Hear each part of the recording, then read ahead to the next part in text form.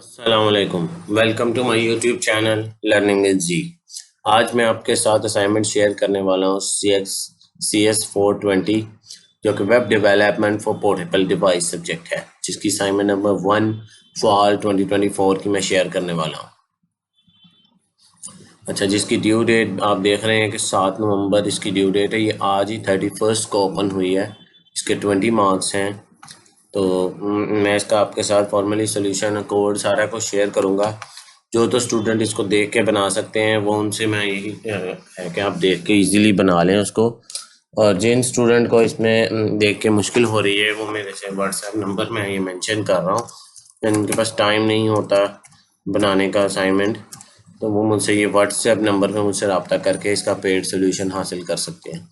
File की request मत कीजिएगा। बहुत स्टूडेंट मेरे पास आके फाइल की रिक्वेस्ट करते हैं, मैं किसी को फाइल प्रोवाइड नहीं करता।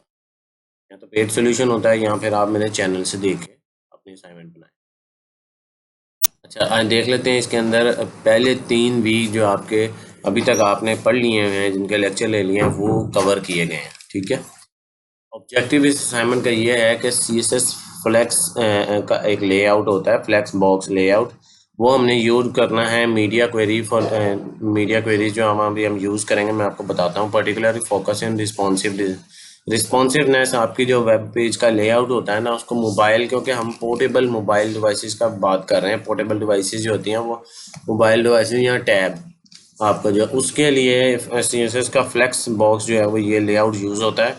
उसकी रिस्पॉन्सिवनेस कैसे होती है, वो काम कैसे करेगा, हम उसको आगे डिस्कस करते हैं। अच्छा, इसमें आपने एक चीज़ देख लेनी। मैं आपको आगे जाने से पहले ही बता देता हूँ कि आप जब इसमें असाइनमेंट की फ़ाइल डाउनलोड करेंगे ना, तो एक रार फाइल डाउनलोड होगी जिसके अंदर एक असाइनमेंट नंबर 1 पड़ी होगी और ये आउटपुट का एक जिफ पड़ा होगा। ये आपने जिफ देख लेना है। इस जिफ के अकॉर्डिंग आपका जो है वो सोल्यूशन होना चाहिए। ये 2 फाइलें होंगी। ठीक है। ऐसा ऐसा ही आपका सिमिलरली इससे देखने वाला आउटपुट होना चाहिए, कलर स्कीम और सारा जो उसने लेआउट बताया वो सारा कुछ। अच्छा, अब आपने जो सबमिट करवाना है वो भी मैं आपको बता देता हूँ कि कोई आपने रार फाइल आपने अपलोड करानी है। कोई आपने इमेज फाइल या वर्ड फाइल अपलोड नहीं करनी। उसने नीचे यहाँ लिखा हुआ है, एक फोल्डर बनाएं, उसमें HTML और CSS की फ़ाइल रखें। ठीक है। Name the HTML file index.html होनी चाहिए और CSS की style.css नाम की फ़ाइल होनी चाहिए। उसको जिप करें, अपनी ID से कर लें और उसको LMS पे आपने सबमिट करना है। ठीक है। ये चीज़ आपने देख लें। मैं आपको फाइल्स भी दिखा देता हूँ। ये इंडेक्स है और ये स्टाइल है। इसको आप ऐड टू रार करके आप CS420 भी कर सकते हैं या अपनी VUID भी लिख सकते हैं। दोनों में आप, उसने VUID की रिक्वायरमेंट नहीं दी। आप लिखना चाहते हैं लिख लें, नहीं लिखना चाहते आप ना लिखें। अच्छा, आगे चलते हैं। वो कहता है कि आपने एक रिस्पॉन्सिव वेब पेज बनाना है और उसका लेआउट एडजस्ट करना है स्क्रीन साइज के मुताबिक। Flex box layout structure and media queries use करनी है for responsive design. Create a web page the header and main content on तीन एरिया शो कराए। जैसा कि वो आपने जिफ में देखा होगा, एक हेडर है, बीच में मेन कंटेंट है, फिर फुटर है। जब स्क्रीन बड़ी हो तो उसकी मिनिमम विड्थ 768 हो। Layout should be horizontally flex होना चाहिए। The flex container with the main content area takes 70% of width and remaining space is allocated to header and footer. यानी वो कहना चाहता है कि 70% एरिया जो मेन कंटेंट ने लिया हो और बाकी जो है वो हेडर फुटर के पास हो। ठीक है। स्मॉल स्क्रीन में the layout should stack the header and main stack कर दे। वो आपने जिफ के अंदर अभी आपने अगर और किया होगा, नहीं तो आप जिफ के अंदर देखें, मैं अभी आपको करके भी दिखाता हूँ। उसके बाद उसने कहा है कि कुछ इंपॉर्टेंट इंस्ट्रक्शन है। फ्लेक्स बॉक्स को हमने मीडिया क्वेरी को यूज़ करके इसको रिस्पॉन्सिव लेआउट बनाना है। कोई और लेआउट यूज़ नहीं करना। फ्लोट, ग्रिड, एब्सोल्यूट पोजीशन आपने यूज़ नहीं करनी। बूटस्ट्रैप का कोई फ्रेम सॉरी कोई फ्रेमवर्क यूज़ नहीं करना। सिंपल HTML और CSS यूज़ करनी है।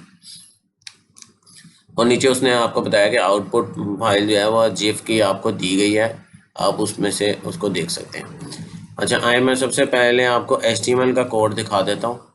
ये आपका कोड है, स्क्रीन पे आपको क्लियरली शो हो रहा है। ठीक है। सबसे पहले आपने HTML को स्टार्ट किया, उसके हेडर में आपने कुछ चीज़ें देनी है। उसकी कंटेंट की विड्थ देनी है, व्यू पोर्ट और ये रिस्पॉन्सिव लेआउट। अगर यहाँ पर आप अपना टाइटल देना चाहते हैं या अपनी व्यू आईडी देना चाहते हैं, ऐसा टाइटल दे सकते हैं।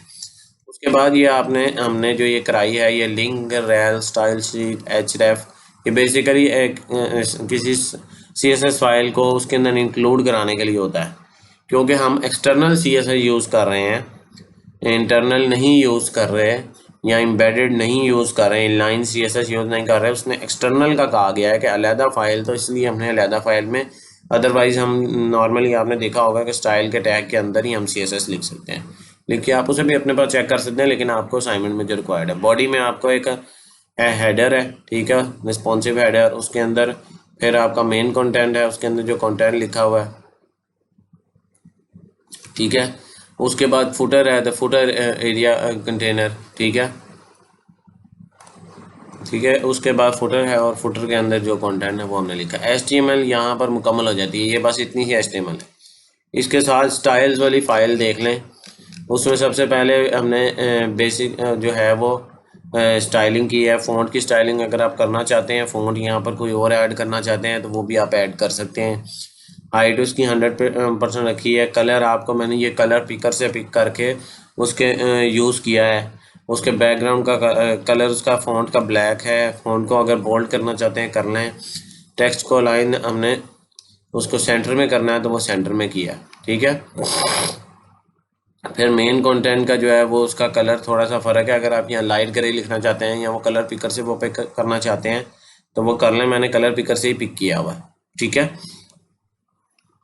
अब फ्लैक्स लें, और लार्ज स्क्रीन के लिए जो हमारे पास ये मीडिया, उसने कहा था मीडिया यूज़ करना है, हमने वो मीडिया लिया है। 768 उसकी मैक्सिमम पिक्सल होगा और उसके ऊपर प्रॉपर्टीज CSS की अप्लाई हो गई हैं। फिर स्टैक लेआउट फॉर स्मॉल के लिए मैंने यूज़ किया है वो सिमिलर मीडिया यूज़ किया जो उससे रिक्वायर्ड कहा था, ठीक है। अब हम इसको आपने कोड पूरा देख लिया। अगर कोई इसमें आपको चीज़ मिस हो गई तो आप मुझे, यहाँ समझ नहीं आ रही, आप मुझे व्हाट्सएप पर पूछ लीजिएगा। अब मैं इंडेक्स फाइल को रन करता हूँ। उसने आपको ऐसे दिखाया कि लेफ़्ट साइड पे रिस्पॉन्सिव लेयर, राइट साइड पे फुटर कंटेंट और दरमियान में मेन, ठीक है। हम इसको छोटा करते हैं, छोटा किया तो आप देखें वो ऊपर आ गया, और इसको हम एक्सपेंड करते जाएंगे तो वो ऑटोमेटिकली उसके अंदर आ जाएगा, ठीक है। आप जिफ को भी एक बार मैं फिर आपको जिफ दिखा देता हूँ। वो देखें, आपको फुल स्क्रीन दिखाता है पहले, फिर आपको वो उस छोटे स्क्रीन में लेके आता है, और फिर उसको एक्सपेंड जैसे ही करता है वो automatically goes back to woods. Content हिलता नहीं है, कंटेंट सारे का सारा वो उसी अपने एरिया में ही रहता है। बेसिकली यही उसका रिस्पॉन्सिव लेआउट का काम है। आपके मोबाइल डिवाइस पे, आपके पोर्टेबल डिवाइस पे आपको ऐसे शो होगा डिस्प्ले आपके मोबाइल पे, ठीक है। उम्मीद है आपको समझ आई होगी। इसकी सबमिट करने की भी रिक्वायरमेंट मैंने आपको क्लियरली समझा दी है और आपका कोड आपको दिखा दिया है। आप इसको देख के बना सकते हैं, नहीं देख के अगर प्रॉब्लम आ रही है आप फिर मुझसे व्हाट्सएप पर रब्ता करके पेड सोल्यूशन ले सकते हैं। मेरी वीडियो अगर आपको पसंद आई है तो मेरे चैनल को सब्सक्राइब करें, वीडियो को लाइक करें और ज़्यादा से ज़्यादा स्टूडेंट के साथ सब्जेक्ट के शेयर करें ताकि वो इससे फ़ायदा उठा के असाइनमेंट अच्छी सी तैयार कर सकें। मिलते हैं अगली वीडियो में, तब तक के लिए अल्लाह हाफिज़, अस्सलाम वालेकुम।